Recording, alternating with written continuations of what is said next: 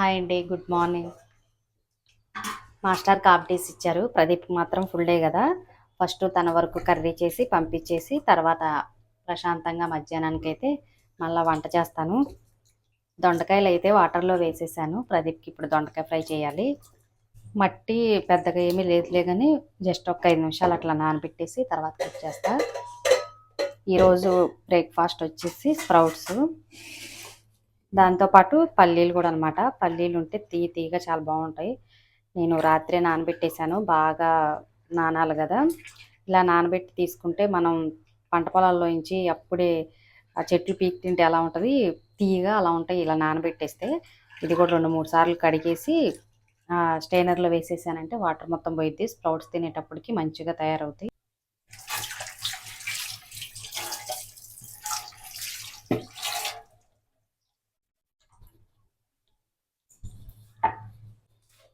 Curry చేసేసి పండుకి rice పెట్టేస్తే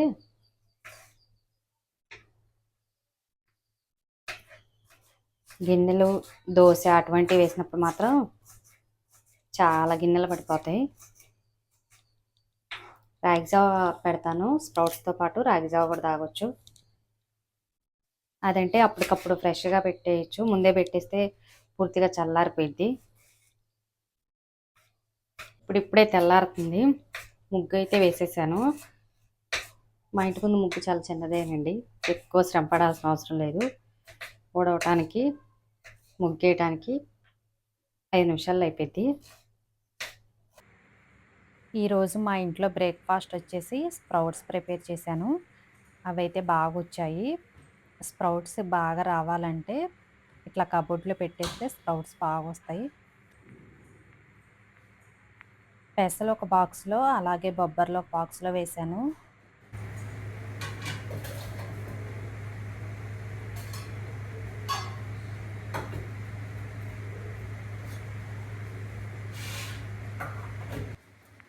పెసలు, బొబ్బర్లు, స్ప్రౌట్స్తో పాటు మీకు నిన్న వీడియోలో చూపించా కదా ఫ్రూట్స్ తీసుకొచ్చాను. గోవా, అలాగే సపోటా, అలాగే రాగిజావ కూడా పెట్టేస్తాను. కొబ్బరి కూడా తీసాను అనమాట. ఇంక ఇవన్నీ అయితే మనకు పర్ఫెక్ట్గా సరిపోతుంది. మీరు కొత్తగా ట్రై చేయాలనుకుంటే ఇట్లా బాక్స్ తీసుకొచ్చి మీరు కావలసినవన్నీ పెసలు, బొబ్బర్లు, ఉలవలు, శనగలు ఏయైనా ఇట్లా బాక్స్లో వేసేసేయండి. ఎక్కువ కష్టపడకుండా సింపుల్గా స్ప్రౌట్స్ వచ్చేస్తాయి. చూసారా ఎంత చక్కగా వచ్చాయో, చాలా పొడవు వచ్చేసినాయండి. చాలామంది క్లాత్లో ట్రై చేస్తారు, నేనైతే ఎప్పుడు ట్రై చేయలేదు. పల్లీలు కూడా రాత్రి నానబెట్టానని చెప్పా కదా, ఇవన్నీ కలిపేయాలి.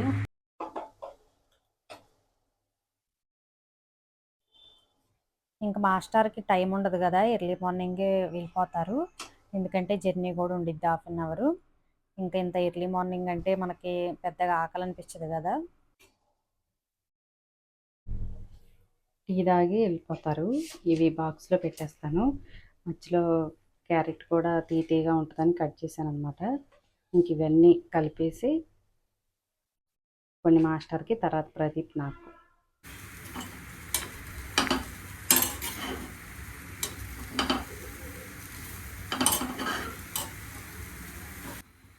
హాఫ్ డేస్ వచ్చినాయి అంటే ఎవరైనా కూడా స్కూల్కి తీసుకెళ్ళి తినాల్సిందే.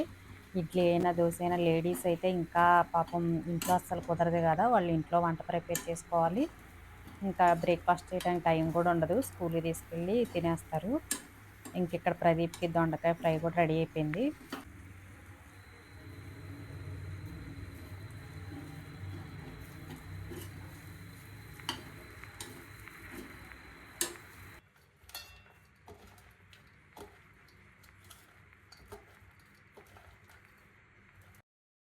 మాస్టర్కి ఒక బాక్స్లో పెట్టేశాను.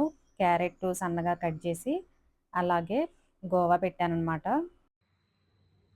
ఇది నా బ్రేక్ఫాస్ట్ ప్లేటు. కొబ్బరి కూడా కట్ చేశానని చెప్పా కదా. ఇంకా ఇట్లా అన్నీ స్ప్రౌట్స్ ఏనంటే తినలేరు, ఇట్లా ఫ్రూట్స్, పల్లీలు అన్నీ ఉంటే మనకి పొట్ట ఫుల్ అయిపోతుంది. ప్రదీప్ వెళ్ళిపోయిన తర్వాత నేను కర్రీ ప్రిపేర్ చేసుకుంటున్నాను. ఎగ్ బాయిల్ చేశాను, ఎగ్ పులుసు చేద్దామనేసి. చింతపండు కూడా నానబెట్టేశాను.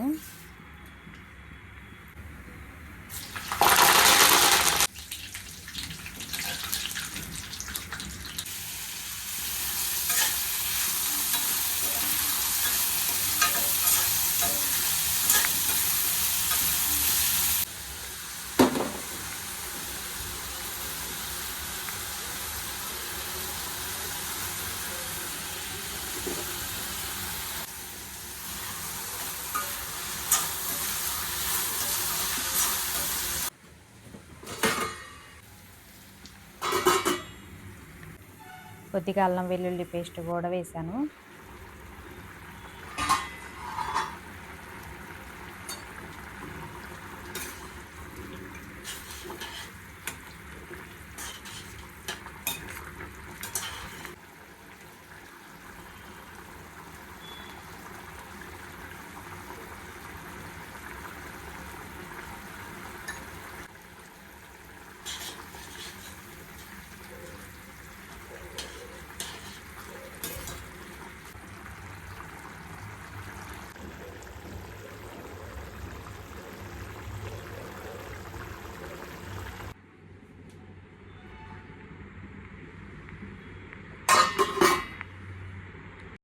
ఎగ్ కర్రీ ఇట్లా కొంచెం పులుసుగా ఉంటే మా వాళ్ళకి ఇష్టం అనమాట. చింతపులుసు వేసేసి కొంచెం అల్లం వెల్లుల్లి పేస్ట్, గరం మసాలా వేసేస్తాను. చాలా టేస్టీగా ఉంటుంది. ఎప్పుడు ఫ్రై అంటే ఫ్రైలు చాలా తక్కువేనండి. ఒకవేళ చేస్తే పచ్చిమిర్చి పేస్ట్ వేసి చేస్తాను. ఇంకా ఆనియన్స్‌తో చేసేటట్టయితే గ్రేవీలాగా ఇట్లా చింతపండు గుజ్జు కొంచెం వేసేస్తాను. లేకపోతే టమాటా కర్రీ. టమాటా అంటే ఇంకా అన్నిట్లో దోసకాయ టమాటా, బంగాళదుంప టమాటా చేస్తూ ఉన్నా గదా! చాలా రోజులయిపోయిందనేసి ఇంక చింతపండుతో ఇలా చేశాను. మనం రైస్‌లో కలుపుకోవటానికి కూడా కొంచెం బావుండిద్ది పులుసుగా.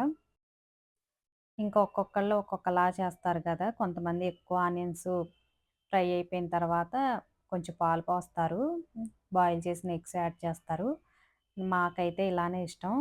ఎగ్ పులుసు చేశానంటే ఇంక చింతపండుతోనే చేస్తాను మాక్సిమం. ఒకసారి ఇలాగో ట్రై చేయండి బావుంటుంది. అల్లం, వెల్లుల్లి అలాగే పచ్చి కొబ్బరి ఉన్నా కూడా మొత్తం కలిపి మిక్సీ బట్టి వేయొచ్చు. నేను దొండకాయ కర్రీలో కూడా కొబ్బరి పౌడర్ యాడ్ చేశాను. ఇంకా వంట పని కూడా అయిపోయింది. కూరగాయలకైతే వెళ్ళొచ్చాను. రైతు బజారు మీకు మా మార్కెట్ చాలా సార్లు చూపించా కదా! వెజిటబుల్స్ అయితే అంతగా ఫ్రెష్‌గా అయితే ఏం లేవండి. కాకపోతే ఇంకా 2 డేస్ హాలిడేస్ వస్తాయి కదా! అసలు ఉండవనేసి తీసుకొనొచ్చేసాను. మనకి ఉగాది పండగ, అలాగే రంజాన్ పండగ కూడా ఉంది గదా ముస్లిమ్స్‌కి. ఇంకా హాలిడేస్ వస్తే రైతు బజార్ అనేది ఉండదనమాట. అందుకోసమే అన్ని రకాల వెజిటబుల్స్ ఫ్రెష్‌గా లేకపోయినా కూడా తీసుకొచ్చాను. కీర, క్యారెట్టు, అలాగే బెండకాయలు, దొండకాయలు, పచ్చిమిర్చి, గోరుచిక్కుళ్ళు, ఎక్కువ టమాటాలు తీసుకొచ్చాను. జ్యూస్‌కి కూడా ఉంటాయనేసి టమాటా అయితే ఎప్పుడు ఎక్కువ తీసుకొస్తాను. ఇంకా పండగకైతే ఇంటి పనంతా అయిపోయింది. చాలా ప్రశాంతంగా అనిపించింది. ఇంక ఈ వెజిటబుల్స్ మొత్తం మంచిగా సర్దేసి కవర్‌లో పెట్టి ఫ్రిడ్జ్‌లో పెట్టేస్తాను. ఇంక తర్వాతయితే సాయంత్రం బయటకి వెళ్ళాలి. ఉగాది పండగొస్తుంది గదా! కావాల్సినయన్ని కొబ్బరికాయి, అలాగే మామిడికాయి, అరటిపళ్ళు, యాపూత అన్నీ తీసుకొచ్చుకోవాలి గదా! ఇంక సాయంత్రం వెళ్ళొచ్చని ముందు రైతు బజార్‌కెళ్ళి కూరగాయలయితే తీసుకొనొచ్చాను. మధ్యాహ్నం అయితే ఎండ ఫుల్లుగా ఉంటుంది గదా! మామిడాకులు గూడా కావాలి. మామిడి చెట్లేమో ఎక్కడ ఉండట్లేదు. అస్సలు దొరకవనమాట. దొరికితే ఓకే. లేకపోతే ఇంకా మార్నింగ్ పండగ రోజు ఉదయం అయితే అమ్ముతారు అవి గూడా. వేప పూత గూడా అమ్ముతున్నారు. లాస్ట్ ఇయర్ చూసి ఆశ్చర్యపోయాను. వేప పూత అమ్ముతుంటే చివరికి వేప చెట్టు గూడా లేకుండా మనం పూత గూడా కొనుక్కోవాల్సొస్తుందని. అంతేనండి. చాలా సింపుల్ వీడియో అయితే షూట్ చేశాను. నచ్చితే లైక్ చేసి, మన ఛానల్ కొత్తగా చూస్తుంటే సబ్స్క్రైబ్ చేసుకోండి. అలాగే ఈ వీడియో ఎలా అనిపించిందో కామెంట్ చేసి ఛానల్‌ని సపోర్ట్ చేయండి.